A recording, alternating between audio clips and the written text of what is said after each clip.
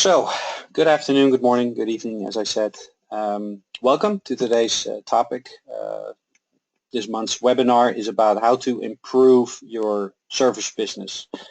At the same time, there's an introduction to our newly developed dynamic content portal, which is called HyperSIS, which stands for Service Information System.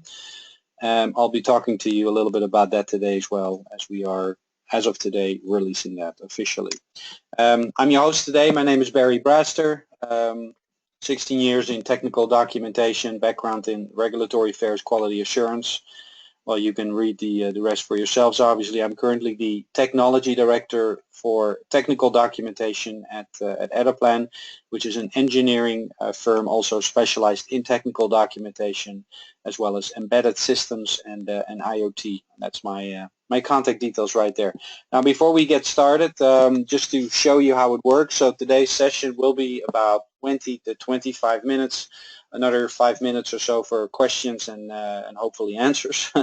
The audio is provided through your PC speakers, or you can simply call in. As I mentioned, the webinars will be recorded, so you can request a link afterwards, or if you have registered, you should be able to receive one anyway. If you have any questions, you can answer those, or you can ask those, I should say, in the box on your right-hand side. So you should have a an overview of the GoToWebinar software. That's an information window that has some questions that you can ask there. If I have the time, I'll try to view at them as I am speaking, and if not, then I'll leave them to be answered towards the last 5 to 10 minutes or so. All right, very good. Let's go ahead and get started. So, briefly about Etteplan, I mentioned already who we are and what we do. We are currently getting close to about 2,600 employees. 500 of us are in documentation, so that means that we have authors, illustrators, IT folks that on a day-to-day basis create, manage, and publish information for our global customers. So that also means that in case we are, well, kind of like you, if you are a technical communicator but with a different roof over our head, that means that you can also ask us for advice in case of our, well, vast experience and our very large group of people in the documentation field. Global operations, you can see here, we're ISO and 9001 and 14000 and 13045 certified, and have shares in NASDAQ. We're a publicly listed firm. Engineering services, what we provide: technical documentation, embedded systems, and IoT. As I mentioned already, I'll skip through these because, of course, what we want to hear today is a bit more information on how we can help you improve your service business. Now, I'll look at this from a few different angles. The first angle is from the actual content authoring, managing and publishing, so documentation. It's, for a lot of companies, it's still very much in a traditional model, and well, that's actually not a surprise if you, of course, realize that documentation, if you are a healthcare provider, meaning that you create, these medical machines, or you're in the lifting equipment or training or transportation, of course, that's your core business. Documentation is not. It's also usually not regarded as a profit center, but obviously as a cost center.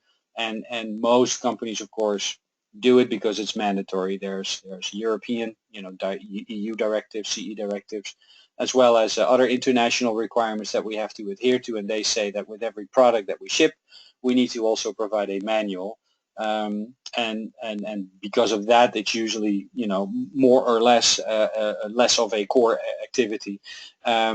However, if you then look at how marketing brochures look versus the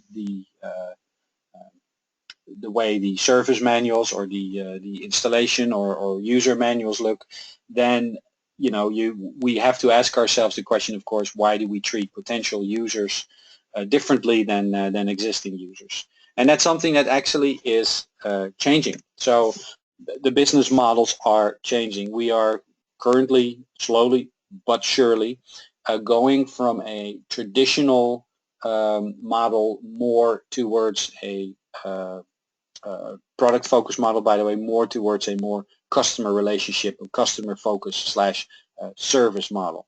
You see that already happening right now, where the transaction model is currently more and more about, okay, how can we enhance our services? So the aftermarket slash maintenance slash service business. And what that actually means, if I look at the bigger picture, is, and this is some numbers by the Aberdeen Group, where they asked CEOs and other folks in the machinery industry what their goals were for service in 2016 and beyond, and you can see the top there is to improve customer retention, loyalty, satisfaction, but also improving the service-related profitability. That's an important one to remember. Also, improve the quality and relevance of service data is an important one to remember. And of course, improve the service information capability. So how do we actually provide the knowledge that we have, but also the way we transfer or provide information to our end users, which are, consumers, which could be field service engineers, et cetera, et cetera. So that's really where a lot of these companies, or the industry in general, is going towards too. Now, if we then look at that bullet number 3, which was, just to briefly highlight here, is to improve the service-related profitability. Well, if we then look at the inefficiencies in the service business, which was investigated by Deloitte as well as a few others, then you see that 25 to 50% of a field service engineer's time is actually used in finding and understanding maintenance tasks. So if you have a 5-hour procedure and half of that time goes into finding and using information, then of course times hourly cost times 100,000, maybe even 10,000 field service engineers, you can see that if we want to improve the profitability of the service business, we really have to examine the cost that we have and not just customer satisfaction. So because a customer could of course be very happy with the service provided, but if that service could have been done in half the time, then there's a lot to gain there. And some other studies there, which was coming out of the Enhancing Field Service Delivery, the Role of Information, that found that 40% of failed service visits of capital goods manufacturer service network were actually caused by lack of information. So if we then look a little bit further in the causes for ineffective service, parts being unavailable, the asset not being available for service, there was an improper diagnosis, technician didn't have the right skills, so that has to do with knowledge transfer obviously, then that's something that we have to adhere to as well. And then other challenges is not just by, if we do provide, let's say, a PDF to our end users, the field service engineers as an example, but it's still 300 pages, then it's still a lot of time that they require to go through them, right? It makes still hard for information to be found quickly, but at the same time, if they actually read the information and they realize it's very complex, very bulky, in a market that is expanding and with many service centers that you may have around, then of course there's a risk of misunderstandings. As a matter of fact, you're not even going to really entice your service engineer to even read or even use the manual for that matter. He may then just order all the parts instead of the right one and then figure it out himself, which of course will end up in a customer being happy because the problem was solved, but the expense, the cost of getting that problem solved can then be quite high. So that's where we really want to go to, shorten the downtime, but also work with cost efficiency at the same time. So improve the quality of our service while cost is going down. So what's changing in that regard? Well, quite a bit. The way people consume information. I once heard the service engineer at, was the head of service at Airbus at a conference state that people would want to bring their home experience to work. Because if you're used to working with an iPad or on your mobile device at home, then why would you have to work with these bulky PDFs or even paper manuals at work? But also what's changing is the way information is delivered. Paper, yes. PDF, yes. But more and more we're going to mobile devices where it's not just as PDF, but where topics actually appear on your screen that only relate to that information that you're looking for rather than having to browse through a whole PDF file. But augmented reality, virtual reality, interactive information, all of those things are changing, and also the way, or I'm sorry, the type of information that we are giving to our end users. Its installation needs to go to those who install it. Use needs to go to the persons that actually use it. And service information need to go to service engineers, and not provide all of these three categories of users with all the information, because that's not helping at all, and you're not being actually user-friendly in that regard. The other thing that's changing is the devices themselves. Paper, I mentioned, then PDF. PDF going to something that needs to be read and understood on mobile devices, where people do not have to zoom in, going towards glasses. HoloLens by Microsoft came out, but of course, is that already the future? Of course it is the future, but what's not the future is the price of those models. There's $3,500 to $5,000 a piece, and that's not really an answer right now to give to your service engineers, because that's going to be very costly as well. But in the end, it will go that way. They will become cheaper, of course. And then with the IoT and big data, there's security requirements as well that are changing. That's really where the future is heading. So where we are currently looking at, improving the service manuals over here by using a content management system and all that stuff, which is really good that we look at this from a cost perspective. But what we also need to entail is the bigger picture. What's the bigger picture is that we really want to go towards something like preventive maintenance instead of reactive maintenance. So that you do that by having sensors, for instance, on the machine that gives data into and puts that into the cloud. So that's the big data over here. That data is then analyzed so that we know if a certain part is close to being worn out, as an example. And that all needs to be connected. All of that needs to be connected so that in the end you will provide a service engineer. You will know when a certain part is wearing out, and then you can actually provide a service engineer with the right information at the right time in order for her or him to do his job most effectively. And that will bring the downtime not even down to a minimum. It will actually prevent downtime from happening at all. So, and that's really where we're going, and I'll show you a little bit more about it in a moment. Introducing HyperSIS, so content delivery portal dynamic, as I mentioned. Before I show you the portal, it's not so much about the portal. That sounds strange when I say that, but really what's it all about is the content. If you do not have the content set up the right way, you cannot get full benefits from the portal. Meaning that if you have your content in XML, you can use Data or S1000D if you're in the aerospace and defense for structure and reuse and making things easy to manage or easy to exchange, then that's of course step number one. Step number two is to create content using simplified technical English, where you apply the 3 C's to your content.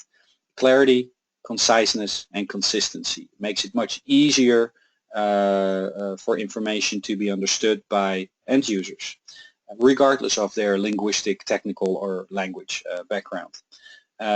We have solutions for that. And then the third part is simplified illustrations.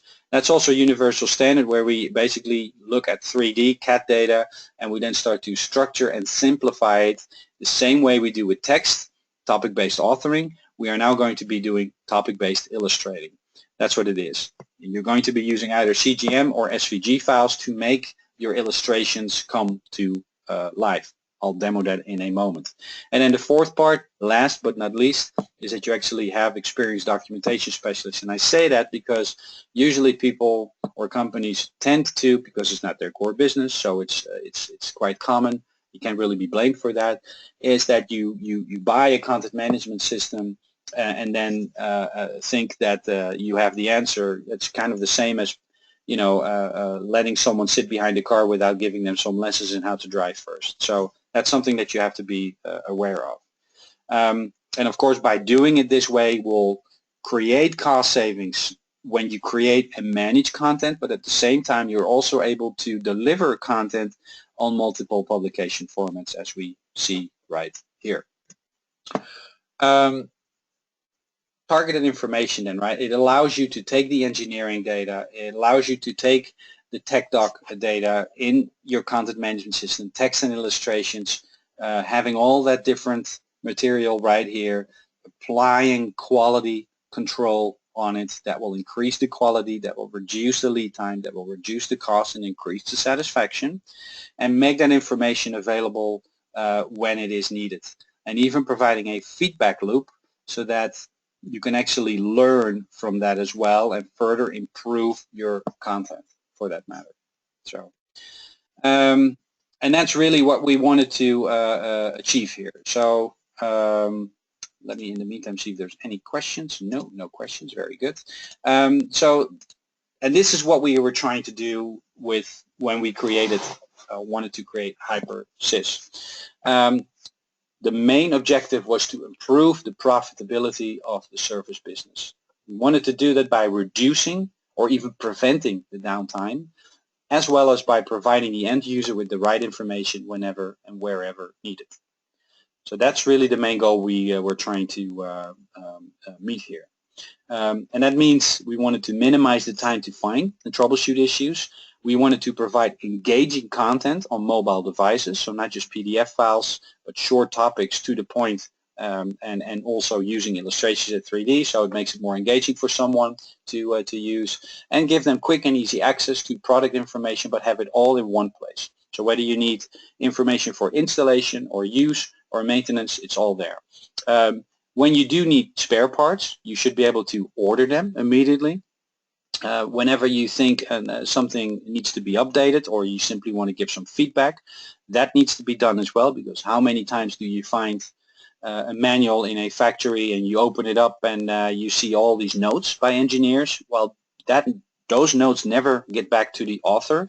So because it could be that we need to, it could be very useful information that we can use to improve our content or even the product for that matter. So that's something that needs to be taken into account as well. Easy to understand thanks to standardization. Do we need to use augmented reality, not just as a wow factor, but actually use augmented reality to actually create a business case there, make it really useful there. And then cost efficiency, of course, is something that we needed to look for, as well as creating content that was future-proof. So not just looking at single sourcing and multiple publication formats, but also how we would be able to connect it to IoT, industrial internet, maybe not now, but at least at some point in time. So that's what we were looking for. So now this is the overview, as you can see right here. So we have before I'm going to give you a demo, we have a tree navigation on the left-hand side here. We have a search button on top, so you can do search by clicking on that. You can do a tree search over here. But the most important part we think that needs to be in there is the ability to do a visual search. Because how many times does it happen that you have 20 different names for the same part? Well, by doing search for part numbers or part names for that matter, is then not really going to solve it. People may not even remember the part number, or they may call something completely different than what the manual states. So visual search is therefore much better because it allows information to be found much quicker. And then whatever the idea is that whenever you select the part that you found, for instance this molding machine right here, it immediately gives you access to operation or safety information that is available for that particular part. So that's kind of the idea behind it. Now you can still have PDF files in the form of OEM documentation. You can still create, or you can in addition to that have interactive information available in the form of topics, which is under the instructions button right here. All of these things are possible. So being able to find information much quicker. So going from the visual part to the textual part, you can add animations, you can go to augmented reality. All of these things are possible. Eric,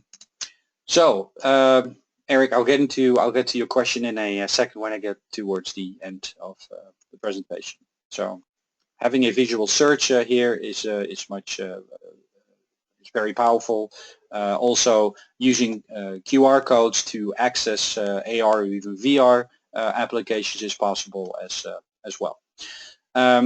So before I go into this particular slide, let me go ahead and do a quick demonstration for you.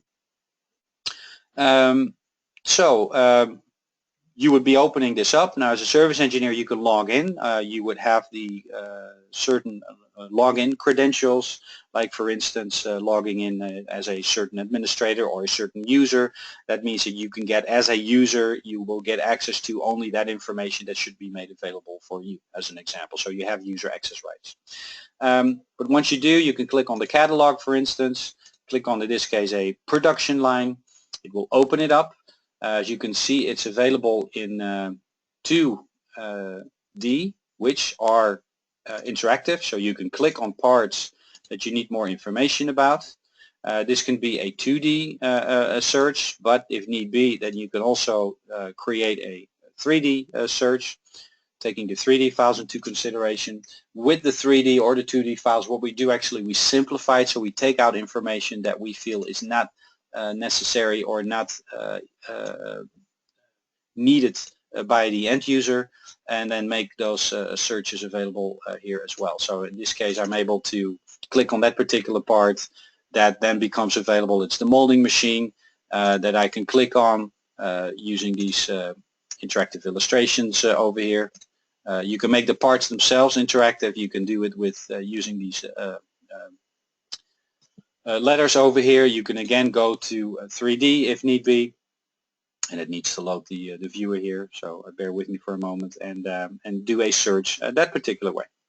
So all of those things are possible. Now you can then still click, so do a deep dive into things and get information on that as well. So you have certain parts. This is, by the way, a chocolate factory, hence why we have the Etteplan packaging around the chocolates. Thought it would be a nice thing to add there. Nice touch. And having the ability to search for information that way. I could go back to the original production line and just kind of show you that in case I do select the molding machine, I have an overview here where I would like to learn more about how to operate this particular part. It will tell me, well, we found some topics, Barry, in the operation or in the service manual on how to start the machine. Very good. I'll start the machine.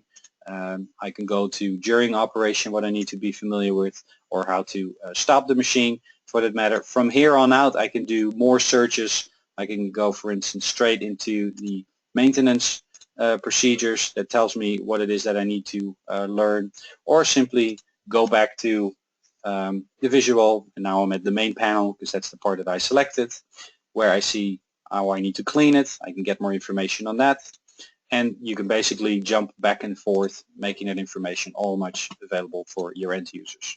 Even going into something like this, where again this dip switch, it tells me information how to configure it or how to operate it, and that's what it tells me. So, and you can see that these topics are quite short, so it will not give me lengthy PDF files. It will be very short in simplified English and to the topic on what it is that I need to know. Now, OEM documentation or PDF files for that matter are still available. You can still do that in case you have everything in PDF at the moment, then that's still possible. But of course, you're not reaping all the benefits that you can use for that matter. But it's still there, and in this case, we have a total view and some overview of the mounting sensors right here, and it will still give you a lot of that useful feedback right there.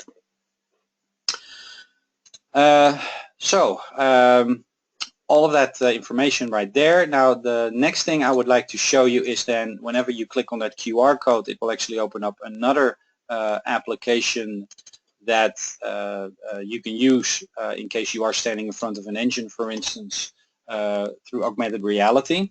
And in this case, you can then still use the exact same device. Of course, it needs to have a camera in the front side, so we can look at the machine and start publishing information interactively that way. You can then select a procedure. In this case, if I click on steering oil rear over here, I click on that, it will tell me to remove the coolant fluid cap, and it will actually show it to me in an interactive animation on how to do that.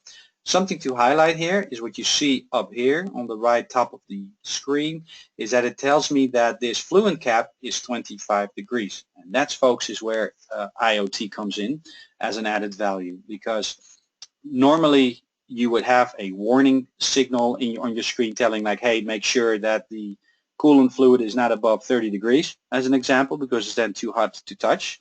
But because of IoT, because of sensors that are in here, it can actually monitor the temperature of that coolant fluid cap. And it will then tell you, do not touch it because it's too hot, as an example. So that's where really it all kind of comes together. If I fast forward and I go to the other side, then you would be able to, for instance, click on this steering oil front, and it will then tell you how to remove the steering oil cap, for that matter.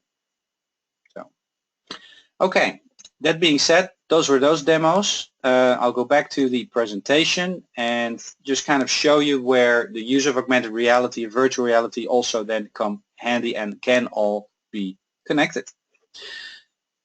Leaves the audience open right now for questions because we are almost at the half hour. I'll look at some questions right now.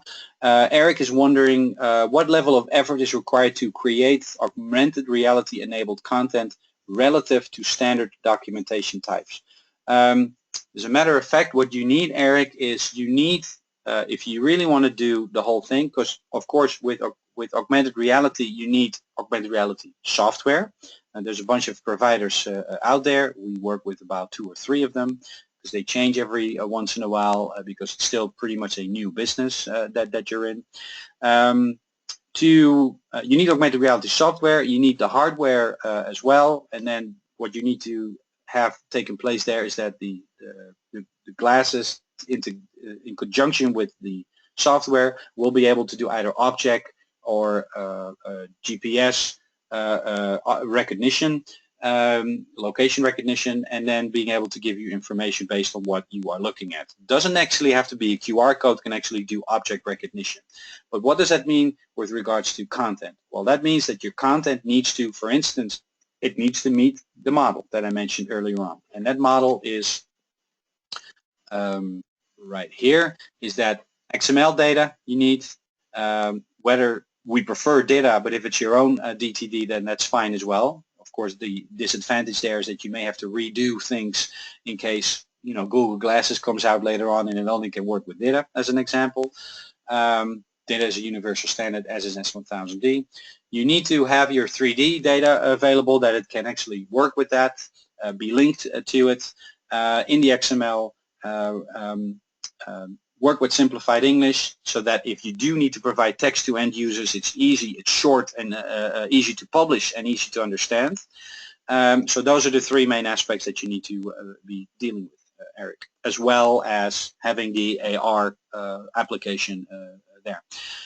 Someone else is asking, is HyperSIS for the field service engineer an offline application or online application? Of course, you can make it available offline.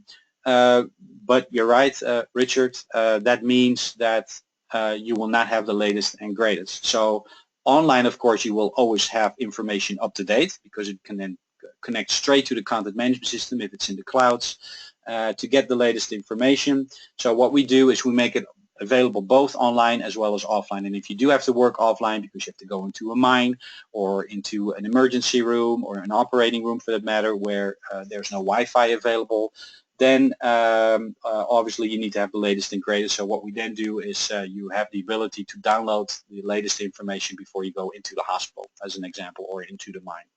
And then you do have to select parts and give feedback, and then whenever you are back online, all that feedback and parts information like ordering is then sent back to the office. Another question is, what plugin is used for 3D viewing in the browser? Well, this could be various plugins, Hans. This could be, I think it's, I'm not exactly sure which one is in here, but the ones that we support, most of them are available. So if I go to the molding machine, I don't think I'm able to. Could be 3D Video, could be SolidWorks, it could be another one, but all 3D viewing software is something that you can embed in here and support it. So, any other questions at the moment? No further questions? Very good. Well, then I'll go back to the slides and my contact information. Here it is. Any questions, barry.braster@etteplan.com. Visit our website in case you would like to do so. Thank you all for attending today's webinar. There's another one coming up in a week from now where we actually dive into spare parts. And we do that together with a partner of ours, which is Digabit. And they have a wonderful solution called Docimoto, but it's really more about the business case and informing you what's involved when you do spare parts implementation. And we do that with the company HyperSIS out of Spain. So feel free to sign up for that or ask me for more information, and that's in exactly a week from now. Or actually, I'm wrong, it's the 17th, it's on a Wednesday. So anyway, thank you all very much, and then hope to speak to you all soon. Thanks, bye-bye.